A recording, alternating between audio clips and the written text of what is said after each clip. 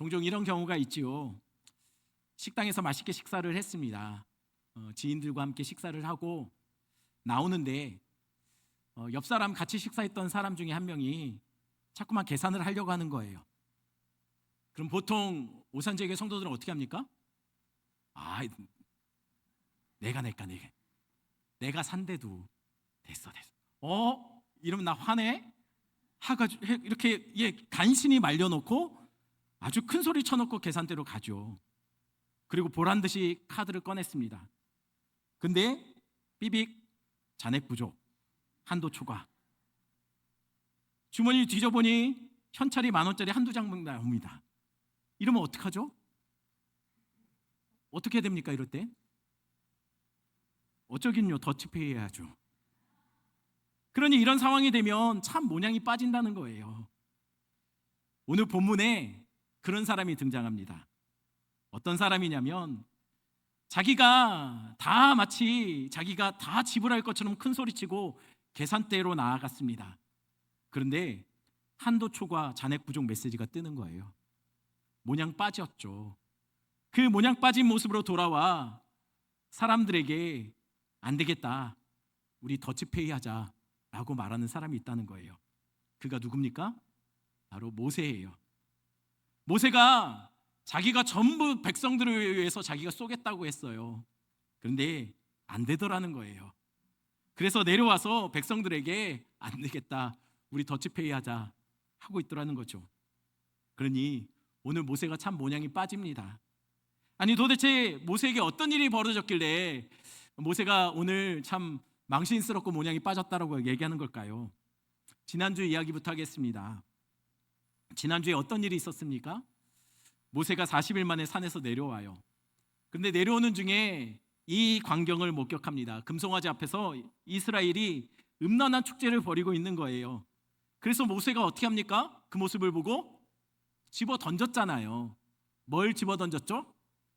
십계명이 써져 있는 돌판을 집어 던집니다. 그리고 박살을 내버려요. 그러면 모세가 박살낸 것은 돌판만 박살냈을까요? 아니요. 금송아지도 불에 태워 가루를 만들어 박살을 내서 물에 뿌려 그것을 모두에게 마시게 합니다. 근데 이 행위가 그냥 마신 것이 아니라고 했어요. 민수기 5장에 나오는 이 사람이 정말 죄가 있는지 아닌지를 검증하는 저주의 쓴물과 같은 의미의 물을 만들어서 마시도록 한 거라고 했습니다. 즉, 이 금송아지 우상숭배 죄에 참여한 자들은 모두 이와 같이 진멸당할 것이다, 그런 저주를 담은 물을 모두에게 마시게 한 겁니다. 그리고 나서 모세는 어떻게 하죠? 아론을 불러요. 그리고 모두가 보는 앞에서 아론을 그냥 박살을 내버립니다. 아니, 어떻게 당신이 이럴 수가 있냐고. 아니, 당신 제정신이냐고. 그러니 모두가 이것을 지켜봤다면 이스라엘 진영 분위기가 어땠을까요? 분위기가 아주 싸하지 않았을까요? 다들 고개 숙이고 반성하고 뉘우치고 그러지 않았을까요? 그런데 그렇지 않았던 것 같아요. 성경에 보니 그때도 이스라엘은 방자에 행하고 있었다라고 얘기합니다. 계속 죄를 멈추지 않아요. 그래서 그것을 보는 모세가 어떻게 합니까? 출애굽기 32장 26절 같이 읽습니다. 이에 이르되 누구든지 여호와의 편에 있는 자는 내게로 나오라 하매 레위 자손이 다 모여 그에게로 가는지라. 모세가 진문 앞에 서서 이렇게 외칩니다. 누구든지 여호와 편에서 설 자는 다 내게로 오라. 여러분, 옆 사람 보면서 이렇게 권면합시다. 우리는 하나님 편에 서야 합니다. 아멘입니까? 예, 한 90% 아멘 하셨어요. 그러면 10% 안 한 사람은 뭘까요? 하나님 편에 안 서기로 한 겁니까? 아니죠. 아마도 한 6% 정도는 박치여서 박자를 놓친 것 같아요. 그리고 4% 정도는 잠깐 졸다가 또는 딴 생각하다가 아멘을 못한 것 같아요. 그럼 모세가 여호와 앞에 설 자는 다 내게로 오라 라고 할 때 이스라엘은 몇 퍼센트 앞으로 나왔을까요? 그들도 눈치 보다가 나갈 타이밍을 놓친 박치들 한 6%와 잠깐 졸다가 질문을 못 알아들었던 4% 정도 빼고 한 90% 정도는 모세 앞으로 나왔을까요? 아니요. 오히려 그 반대였던 것 같아요. 한 10% 정도도 안 되는 레위 지파만 앞으로 나왔어요. 아마 레위 지파도 다 나온 것 같지는 않아요. 아니 왜요? 나머지는 도대체 뭐 하는 걸까요? 왜 나머지는 안 나왔을까요? 그들은 끝까지 방자하기로 결정했기 때문이에요. 그래서 모세는 레위 자손에게 뭘 시킵니까? 칼을 들고 진영 이쪽에서 저쪽으로 왔다 갔다 왕복하며 그 형제를, 그 친구를, 그 이웃을, 가족을 칼로 쳐 죽이라고 합니다. 그래서 그날 레위 사람들의 손에 죽은 사람이 3천이었어요. 이와 관련해서 제가 금요기도 때도 말씀드렸는데 한 분이 이전교회에 저에게 와서 이런 질문을 하신 적이 있어요. 목사님, 구약의 하나님은 너무 잔인하신 것 같습니다. 어떻게 동족을 3천 명을 죽이십니까? 맞죠? 하나님 잔인하시죠? 하나님 가끔 소름 끼칠 때가 있지 않습니까? 아닌가요? 예. 그러면 저만 그런 걸로. 여러분, 그러면 이렇게 묻겠습니다. 하나님, 그러면 이들을 그냥 놔두셔야 맞았을까요? 좀 더 기회를 주고 좀 더 시간을 주면 이들은 바뀌었을까요? 글쎄요.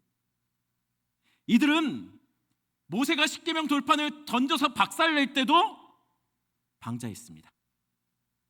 이들은 모세가 산에서 내려와서 금송아지를 박살내고 완전히 갈아버려서 그렇게 모든 것을 다 무너뜨릴 때도 여전히 그들은 계속 방자했어요.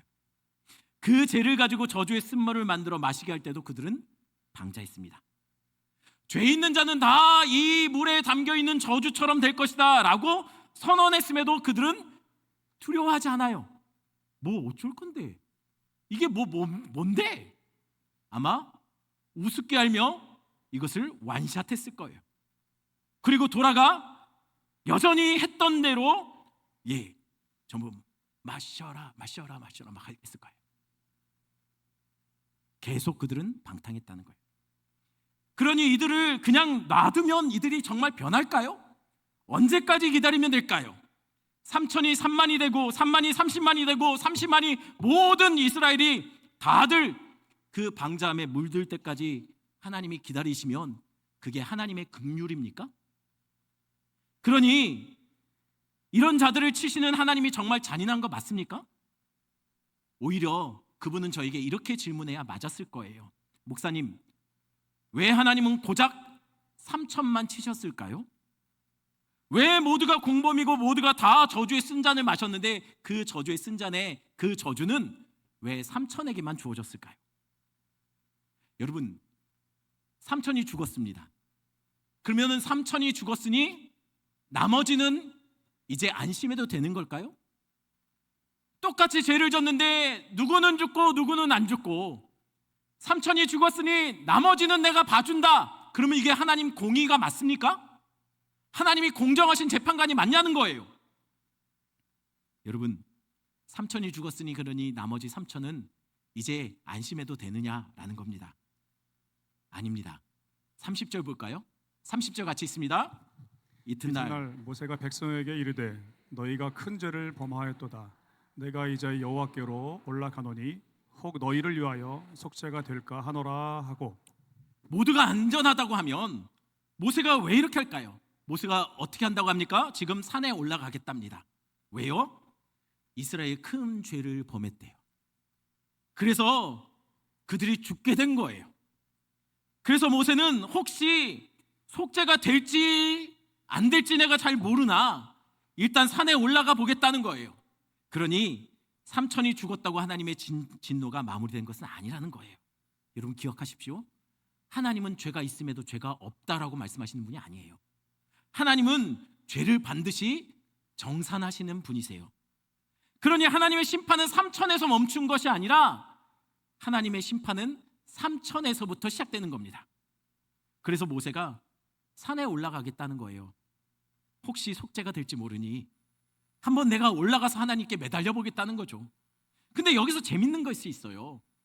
이게 모세가 올라가겠다고 하거든요. 근데 이 올라가다라는 단어가 히브리어로 알라라는 단어를 써요. 동사를 쓰는데 이 알라라는 동사는요, 명사형이 되면 어떻게 되냐면 올라가 됩니다. 알라가 명사가 되면 올라가 돼요. 여러분, 그러면 알라의 명사형의 뜻은 뭘까요? 올라가다라는 동사의 명사형의 뜻은 뭘까요? 오름? 오르막? 뭐가 될까요? 명사형은 번제가 됩니다. 아니, 여러분, 왜 번제가, 아니, 올라가다의 이 동사의 명사형이 어떻게 번제가 될까요? 여러분, 번제는 어떻게 드리는 제사입니까? 희생제물을 다 태워요. 제 하나 남지 않을 때까지 다 태워버립니다. 그래서 그 연기와 향이 하늘로 다 올라가면 그때 하나님이 이것을 다 받으셨다라고 여기는 제사가 바로 번제예요. 그래서 올라가다의 히브리어의 알라의 명사형이 바로 올라, 그 뜻은 번제가 된다는 거예요. 그런데 지금 모세가 어떻게 한다고요? 자기가 하나님에게 올라가겠답니다. 왜 올라갑니까? 혹시 자신이 올라가는 것이 이스라엘 죄를 속죄하는 길이 될지 모르니 올라가겠답니다. 아니, 그런데 속죄를 하려면 대신 죽을 번제물이 필요한 거 아닙니까? 그렇죠. 번제를 올라가서 속죄를 위해서 번제를 드릴 거면 번제 제물이 필요하잖아요. 그러게요. 그러니 속죄 제물이 없이 하나님께 올라가겠다는 모세의 말을 들은 이스라엘 백성들은 어떤 생각을 했을까요? 아니, 올라가서 번제를 드린다는데, 속죄를 위해서 한번 매달려 보겠다는데 왜 제물이 없을까? 아마 이스라엘 백성들은 마치 모레아 산에 아브라함과 함께 산에 오르던 이삭이 가졌던 그 의문점, 그게 뭡니까? 아니, 불과 나무는 있는데 번제할 양이 어디 있습니까? 그런 의문을 백성들도 하지 않았을까요? 지금 모세가 대속제물도 없이 여호와께로 올라가서 거기서 제사를 드린대요. 백성들은 이상했을 겁니다. 그러니 도대체 모세는 지금 뭘로 속죄한다고 산에 올라가는 것일까? 아마 그렇게 그들은 질문을 계속 던졌을 거예요. 우리 31절 32절 말씀 볼까요? 제가 31절, 여러분 32절 읽어주십시오. 모세가 여호와께로 다시 나아가 여짜오되 슬프도소이다. 이 백성이 자기들을 위하여 금신을 만들어 싸우니 큰 죄를 범하였나이다. 그러나 이제 그들의 죄를 사하시옵소서. 그렇지 아니하시오면 원하건대 주께서 기록하신 책에서 내 이름을 지워버려 주옵소서. 피 흘림이 없으면 죄사함도 없다라고 했습니다. 그러니 속죄를 위해서는 분명히 피 흘려야 될 뭔가가 있어야 돼요. 근데 모세는 그거 없이 올라갑니다. 그래서 하나님께 뭐라고 하죠? 주님, 이 백성들이 범죄하여 죽게 되었습니다. 하지만 주님, 할 수만 있다면 이들의 죄를 사하여 주옵소서. 그게 안 된다면 원하건대 나를 생명책에서 지워버리셔도 좋습니다. 모세가 대속제물이 없이 올라갔던 이유가 여기서 밝혀져요. 자기 스스로 대속제물이 되겠다는 거예요. 한마디로 이스라엘의 모든 죄값은 오늘 내가 쏜다. 지금 모세가 그런 거예요. 아니, 그런데 그게 되나요? 모세 한 사람의 생명으로 이스라엘 전체의 생명값을 지불할 수 있습니까? 여러분, 이게 계산이 맞나요? 모세 한 명이 죽어서 모든 생명이 구원받을 수 있는 거 맞습니까? 그래서 자기 생명으로 모든 사람의 죄값을 쏘겠다는 모세의 요청에 하나님은 어떻게 답하셨을까요? 33절입니다. 33절 같이 있습니다. 여호와께서 모세에게 이르시되 누구든지 내게 범죄하면 내가 내 책에서 그를 지워 버리리라. 하나님은 이렇게 말씀하세요. 누구든지 내게 범죄하면 그 죄로 다른 사람이 아니고 누가 죽는다고요? 그가 내 책에서 지워질 것이다 라고 얘기해요. 이게 무슨 말입니까? 지금 모세는 이스라엘 죄값을 내 생명으로 쏘겠습니다, 다 내가 지불하겠습니다 했어요. 그런데 그렇게 말하는 모세에게 하나님은 삑, 잔액 부족, 한도 초과 하신 거예요. 그러니 어떻게 하라는 말씀입니까? 내려가서 더치페이 하라고 전화를 하는 거예요. 각자 지은 죄는 각자가 책임져야 된다는 얘기예요. 이전에 제가 섬기던 교회에 한 노권사님이 저를 찾아오신 적이 있어요. 저는 그분을 한 번도 본 적이 없어요.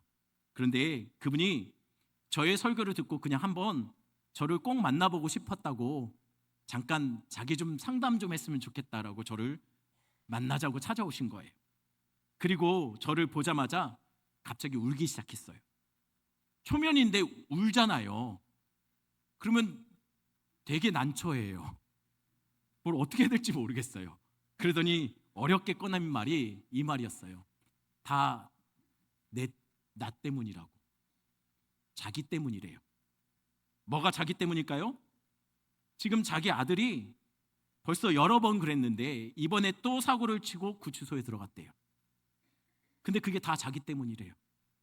자기가 잘못 살아서, 그리고 자기가 하나님께 죄를 너무 많이 지어서 하나님이 이렇게 내 아들 치시는 것 같다고.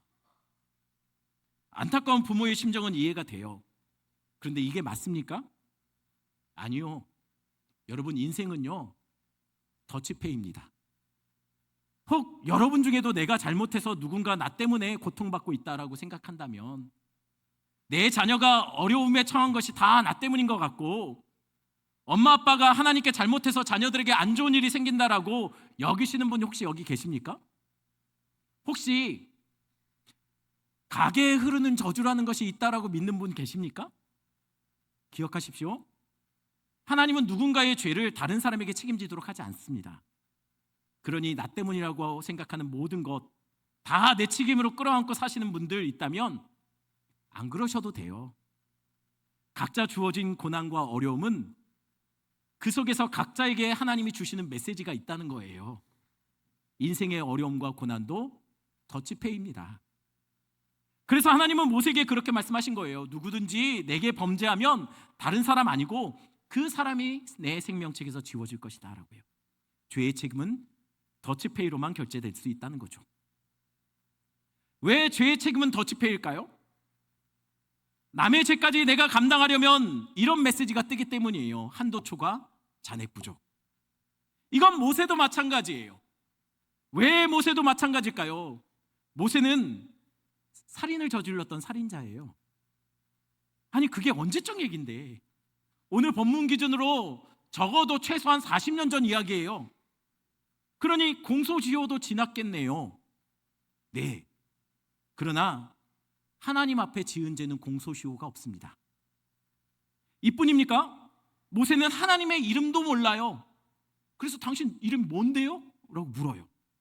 그만큼 그는 하나님과 상관없이 살아왔던 인생이라는 거예요. 모세 말을 잘 듣습니까? 그렇다고? 모세는요 정말 어찌 이렇게 말을 안 들을까요? 하나님이 그 불타는 떨기나무 앞에서 그를 불러서 그러잖아요. 모세야, 애굽으로 네가 가라. 한 번 얘기했습니까?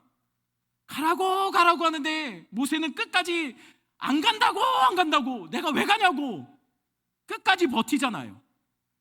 그러니 모세는요 형편없는 사람이에요. 하나님이 볼 때 모세나 이스라엘이나 갸가 갸예요. 근데 똑같은 놈이 내가 이스라엘 모두를 위해서 내 생명을 내놓겠답니다. 그러니 하나님 보실 때 이것이 어떻게 보이겠습니까? 하나님 보실 때 이렇게 보였을 거예요. 너나 잘하세요. 한마디로 모세는 이미 자기 생명은 누군가의 죄값을 위해서 드릴 수 있는 게 아니라 자기 생명은 이미 자기 죄값을 위해서 지불되어 사람이라는 거예요. 그러니 자기 생명은 이미 끝났어요. 누군가를 위해서 내놓을 수가 없어요. 잔액 부족, 한도 초과입니다. 그러면 대제사장 아론은 어떨까요? 아론은요 아예 거래 정지된 신용카드 같은 존재예요. 개인 회생이 필요해요. 왜 그렇죠? 금송아지 만드는데 제일 앞장섰잖아요. 자기는 억울하대요. 자기는 안 그랬대요. 백성들이 다 그랬대요. 백성들 나쁜 거 알잖아요 라고 변명해요. 그러니 아론은요 자기뿐만 아니라 남의 죄값도 자기가 지불할 생각 자체가 없어요. 왜 그런 사람 있잖아요. 식당에서 계산하고 나면, 계산할 때 되면 항상 화장실 가는 사람, 계산할 때 되면 왜 이렇게 꼭 신발끈을 그렇게 촘촘히 묶는 사람 있잖아요. 그게 아론이에요. 아론. 남의 죗값에 대해서 자기가 지불할 생각이 없어요. 그러니 모세도 아론도 결국 모두 자기 죗값, 자기 생명으로 값 치러야 되는, 그들도 더치페이해야 되는 사람이지, 그들이 누군가를 위해서 자기의 목숨을 내놓을 수 있는 사람이 아니라는 거예요. 그래서 하나님은 모든 사람의 죗값을 어떻게 하시겠다라는 걸까요? 34절 볼까요? 34절 같이 있습니다. 이제 가서 내가 네게 말한 것으로 백성을 인도하라. 내 사자가 내 앞서 가리라. 그러나 내가 보응할 날에는 그들의 죄를 보응하리라. 하나님 모세에게 이렇게 말합니다. 너 이제 내려가서 백성들 인도해라. 이게 무슨 말이죠? 됐다 고마하고 내려가 네 하던 일 하라, 그 얘기예요. 그게 모세의 역할이라는 거예요. 그것만 하라는 거예요.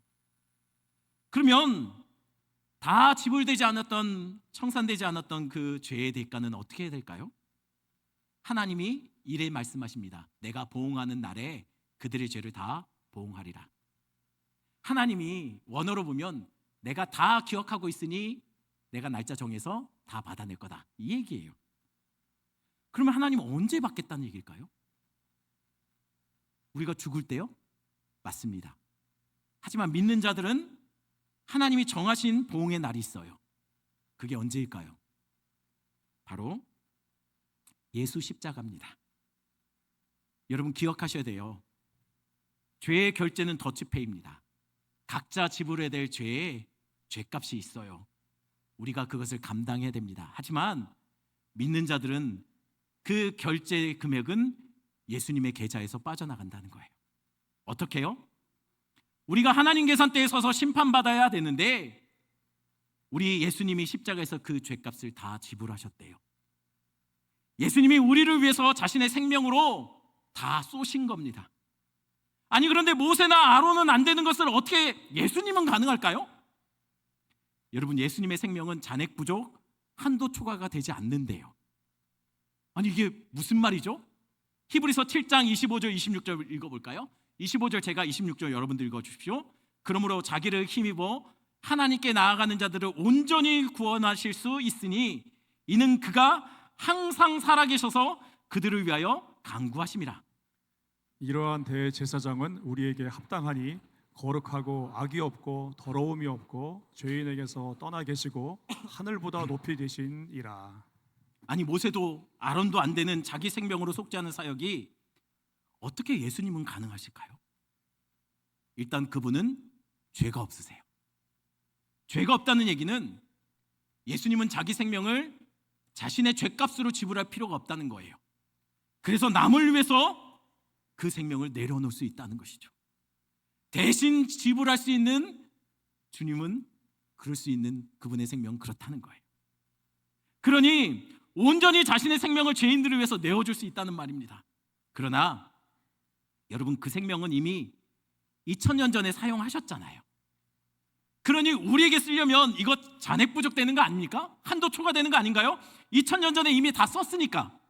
맞나요? 아닙니다. 그분은 죽었지만 살아나셨어요.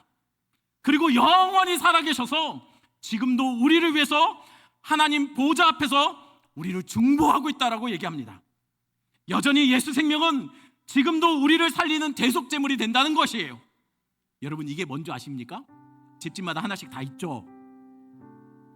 이게 뭐냐면요, 사용 한도가 없는 VVIP들만 쓸 수 있는 카드래요. 사용 한도가 없대요. 무제한. 우리 주님의 생명도 사용 한도가 제한이 없어요. 아니 그래도 어떻게 예수 한 분의 생명으로 모든 사람의 죄값이 다 치러질 수 있을까요? 그분은 죽었지만 살아나셨고 영원히 살아계셔서 아직도 우리를 위해서 중보하고 계시기 때문이에요. 그것을 그분 한 생명으로 모든 생명을 다 감당하실 수 있다는 것을 보여준 사건이 바로 그가 나무 십자가에 달리신 사건이에요. 이게 무슨 말이냐면요, 구약에서는요, 그 율법에서는 죄의 대가를 지불하게 하는 방식은 등가의 원리입니다. 이 말이 무슨 말이냐면, 제가 누군가의 팔을 부러뜨렸다면 제가 그 죄에 대한 책임을 지려면 제 팔을 부러뜨려야 돼요. 제가 누군가의 눈을 멀게 했다면 저도 내 눈을 멀게 해야 죄에 대한 책임을 내가 지불하는 거예요. 제가 누군가를 죽였다면 어떻게 할까요? 그럼 저도 죽어야 돼요. 그렇게 죄값을 지불합니다. 근데 문제는요, 제가 전쟁을 일으켜서 수많은 사람을 죽겠어요. 제가 연쇄살인범이에요. 그래서 여러 사람을 죽입니다. 그러면 그때는 어떻게 할까요? 그때도 내 목숨 하나 죽이면 죄값이 지불되는 걸까요? 계산이 안 맞잖아요. 내가 나로 인해서 수많은 사람이 죽었는데 내 생명 한 명으로 죽어서 죄값이, 이게 계산이 안 맞잖아요. 그래서 그때 당시의 사람들, 그리고 그때 이스라엘이 하는 것이 있었습니다.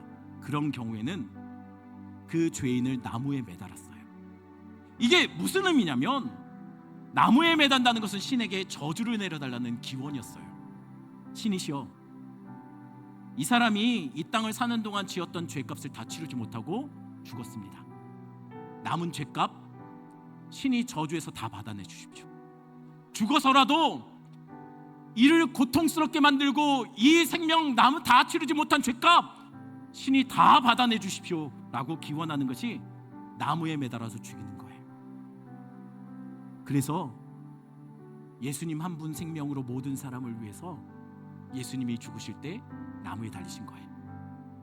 당시 사람들은 이것을 보고 되게 충격을 받았어요. 왜냐면 그래도 선지자라고 말했던 사람이, 메시아일지도 모른다라고 했던 사람이 나무에 달린 거예요. 말이 안 되죠. 어떻게 선지자가, 어떻게 메시아일지도 모르는 사람이 나무에서 달려서 하나님께 저주를 받습니까? 그래서 다들 그랬어요. 저는 메시아가 될 수 없다고. 하지만 그게 하나님의 신부였어요. 하나님의 미스테리한, 하나님의 놀라운 은혜였어요. 예수 한 생명으로 모든 사람의 죄값을 지불하게 하신 나무에 달린 십자가. 예수가 온 인류의 죽음의 저주를 짊어지고 그래서 십자가에 오르신 거예요. 그리고 자기 생명을 번제 제물로 그 위에 내어놓으신 거죠. 하나님이신 예수님이 왜 인간이 되셔야만 했을까요? 죽어야 우리가 사니까. 하나님은 죽을 수 없잖아요. 그래서 하나님이신 그분이, 영원하신 그분이 죽을 수밖에 없는 인간의 몸을 입고 이 땅에 오신 겁니다. 왜냐하면 죽어야 죄값이 치러지기 때문이에요. 자신의 생명으로 죄값을 치르고 사망의 청구서를 받아들었던 우리를 살게 하신 거예요. 죄와 무관하셨던 분이 죄밖에 모르는 우리를 위해 자신의 생명으로 값을 치렀다는 거예요. 왜 그러셨을까요? 그 길밖에 없으니까요. 그 길 아니면 안 되니까요. 그분 아니면 다른 누구도 죽을 수밖에 없는 우리를 대신해서 죽을 수 있는 이 땅에 어떤 중보자, 어떤 대속제물도 없기 때문에, 예수밖에 없기 때문이에요. 그래서 예수가 골고다 언덕으로 올라가십니다. 그리고 하나님이 정하셨던 그 보응의 날, 모든 백성의 죄를 다 청산하시고 다 이루었다라고 선언하신 거예요. 그러나 예수의 그 죽음은 그때만 효력이 있고, 지금은 잔액 부족 한도 초과가 아니라 우리 주님 지금도 살아계셔서 여전히 우리의 죄를 위해서 중보하고 계십니다. 그러니 예수밖에 없어요. 예수 만나야 살아요. 우리의 소망은 예수밖에 없는 거예요. 예수 외에는 다른 구원받을 이름을 우리에게 주신 적이 없다라고 말했습니다. 그러니 여러분, 예수 만나셔야 해요. 우리 말씀 생각하시면서 이 찬양 같이 합니다.